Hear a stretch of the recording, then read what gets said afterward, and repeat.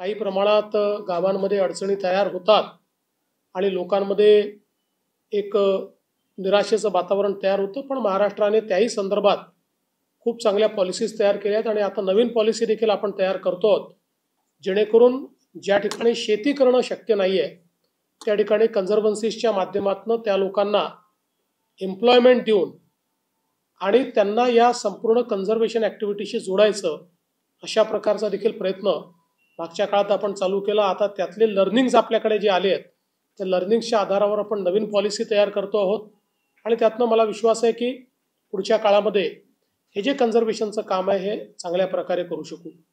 पूर्वीच्या काळामध्ये आपल्याला या सगळ्या कोर झोनमधनं किंवा बाकी ठिकाणावरनं जे काही गावं आपल्याला दुसरीकडे न्यावे लागायचे तो खूप अडचणीचा विषय असायचा, पण अलीकडच्या काळात आपल्या सगळ्या पॉलिसीजमुळे लोक त्याला समर्थन देतात, लोक स्वतःहून समोर येतात.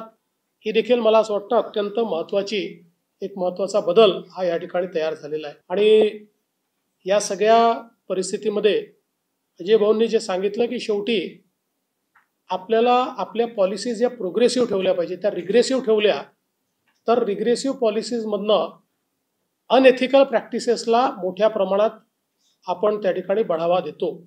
आणि म्हणून मला असं वाटतं की आपण जो काही निर्णय घेतला व्याघ्र कॉरिडॉरच्या संदर्भातला तो अतिशय प्रोग्रेसिव्ह निर्णय आहे. जो देशात निर्णय आहे तोच महाराष्ट्रात असला पाहिजे. आपण जर आपल्याकडे कुठल्याही प्रकारचं विचरण म्हणजे कॉरिडॉर अशा पद्धतीनं त्या ठिकाणी जर निर्णय करू लागलो तर जो लोकांचं समर्थन आपल्याला मिळत आहे ते समर्थनाच्या ऐवजी तीच मंडळी आपल्या विरोधात जातील.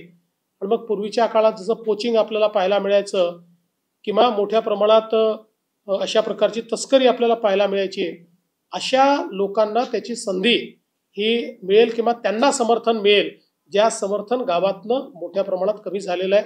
आणि म्हणून संवर्धनही करायचं, पण संवर्धन करत असताना हे जी काही एक को एक्झिस्टन्स आहे त्याच्याकरता जे आवश्यक आहे त्या आवश्यक पॉलिसीजची निर्मिती करायची हेही महाराष्ट्र शासनाने सातत्याने केलेलं आहे.